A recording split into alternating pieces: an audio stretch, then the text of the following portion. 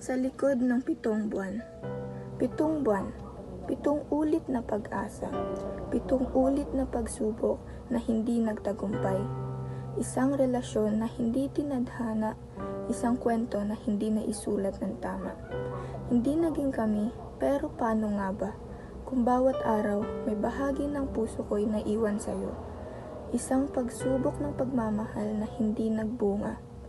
Pero ang sakit, parang hindi natapos na laban. 7 buwan, 7 gabi ng pagtanggi, ng hindi pagkakasunduan, ng hindi pagkakakilanlan.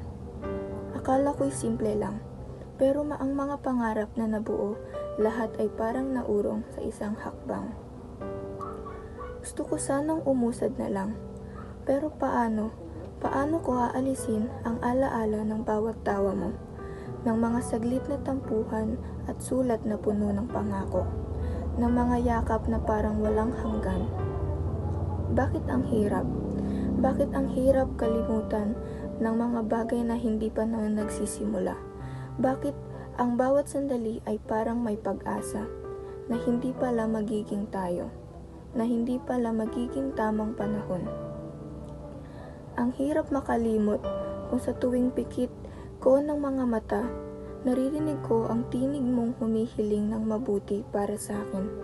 Parang ang hirap sumulong kung bawat hakbang ko ay may tinatakala ng kahapon na nakatali sa aking paa. 7 buwan, 7 ulit na kwento na inasahan ng tadhana, ngunit patuloy na humuhugot ng mga alaala. Sabi nila, time heals. Pero paano kung ang mga sugat ay nakabaon sa mga hindi natapos na pangarap?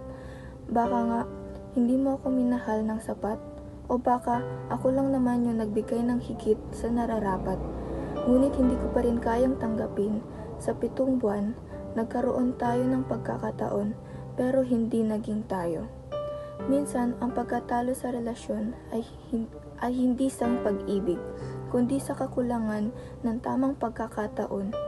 Ngayon, nandito ako, hindi pa rin makalabas sa anino ng nakaraan, naglalakad sa dilim, naghahanap ng liwanag sa mga alaala ng isang pag-ibig na hindi natuloy, pero hindi ko pa rin kayang bitawan.